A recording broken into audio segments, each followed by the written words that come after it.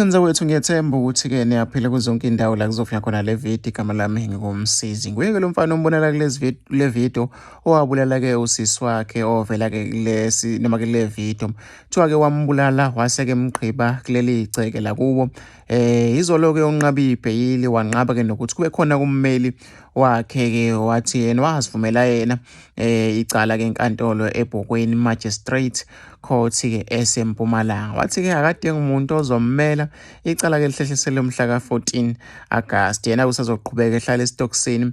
Uphenyo-ke liyaqhubeka lesi sigameko osenzeka-ke eMpumalanga. Zindaba-ke lezi ethinta abantu abaningi ey'nkundleni zokuxhumana baphawula-ke ngalo babaza-ke unya ngokuthi-ke ebulale kusidadewabo bese emgqiba-ke egcekeni-ke la kubo. Abantu baphawule kanje ey'nkundleni zokuxhumana ngumethi-ke wayenqaba ibheyili akanikwe-ke inkani azoxoxa-ke nomphakathi ngaphandle bese-ke eyabuyela. Nangumethi umbuzo wami uthi kumengameli wethu uhlala khona nje kuleli lizwe kulezi igemegeme nayo lezi igemegeme nayo uyayifunda yini kodwa zonke lezi zinto ezenzakalayo-ke ezweni. Nangumethi uphenyo lwani olusaqhubeka yena-ke ummeli bekowani cha-ke lo mthetho usidakele nje engabe-ke wabekwa ngubani. Fisa ukuthi ngizwe uvo lwakho nombono wakho lolu daba hlala lapha kwi-comment section.